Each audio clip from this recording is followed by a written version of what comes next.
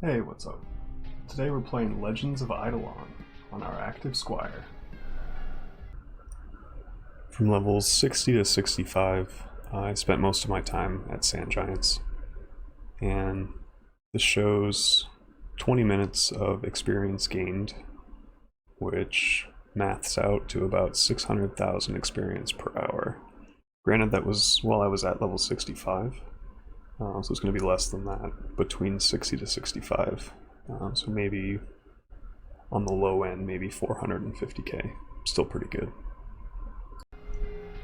The bulk of the experience comes from the power of Shockwave Slash, which you can see here. This is it performing above average. Then sometimes it does this. I'm not quite sure why this happens, but it's pretty annoying. Your character kind of bugs out and climbs the ladder and paces back and forth. And this happens, unfortunately, quite a lot. But even with this happening, the amount of experience that you're getting here is significant. This build actually did go on to take on a font, and the fight was surprisingly easy. I've got a full video on that if you want to see. I'm very pleased with myself there. For talent point distribution, I used Eidolon Companion, and there is a tab called Builds that you can cycle through, and it has all these suggested builds and at what level you should be. So this is a level 70 Active Squire build.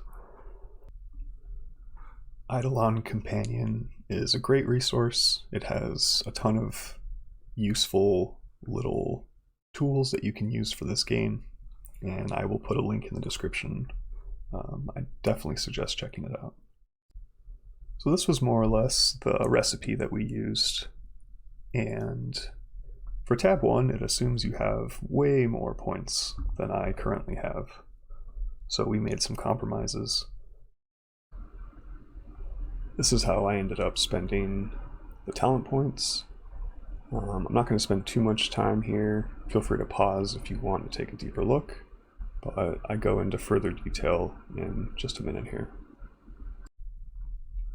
Precision Power gives you percentage damage based on your total refinery rank if your accuracy is 1.5 times higher than needed for a 100% hit chance on the monster that you are fighting. Meat Shank. Damage dealt is increased for every power of 10 max HP you have. So the breakpoint we're aiming for is 1000 HP, and this gives us 142% damage with only 74 points invested, and we have 935 max HP. One of the other ways that we scale damage is by investing into Big Meaty Claws, and that increases our base damage. This bonus is based on how much max HP you have above 250. Again, we're nearing that 1000 HP breakpoint. And then for additional minimum damage, we actually equip the Sand Giant card, which, while you're farming them, is just going to get better over time. There are a bunch of ways to increase our accuracy: stamps, statues, putting points into Book of the Wise in your first talent tree. I use, for my star signs, I use Robin Hood for the 4% accuracy, and then Smart Stooge actually gives us 8 more wisdom. I've invested 35 levels into Stable Genius in Alchemy, and that gives us 35 wisdom. And since all of my characters are producing thread and I gain water over time, this is literally just free. And I get 8% accuracy by equipping the Sandcastle card. With Meat Shank, more HP equals more damage. and we're aiming for the 1000 HP breakpoint. And some of the ways that we increase our base HP is by using boost food, both the average life potion and the decent life potion. We have the Yum Yum Desert card effect, which gives us plus 10% to all food effects. Some stamps actually just increase flat base HP, and statues as well just give flat base health. Again, the Feasty one gives us a little bit more food effect. And then strength in numbers, I probably should have invested more into, but that's okay. It makes it so strength's effect on both damage and HP are increased. And then we've got 50 points into absolute unit, which gives us 50 strength. And then firmly grasp it gives us some bonus strength as well.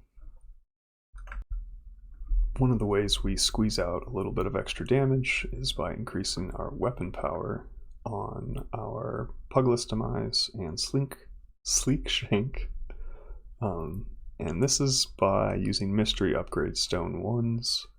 They actually have a chance to roll weapon power. Sleek Shanks are pretty easy to make. They only require like spore caps and then a couple other really easy to get ingredients, and then thread, and then of course the Mystery Upgrade Stone. This one only took me I think 2, maybe 3 tries. The upgraded Pincerman card gives us 2 weapon power, and Sharpened Axe at max level gives us 25 weapon power.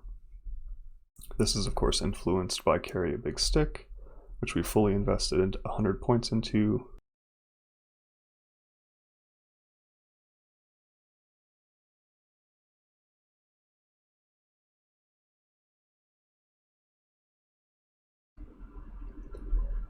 Thanks for watching. This is Legends of Idleon. This was our Active Squire. Really enjoying this game. If I missed anything, or if you have any questions, please leave me a comment. I'd be happy to answer as best as I can. And yeah, thanks.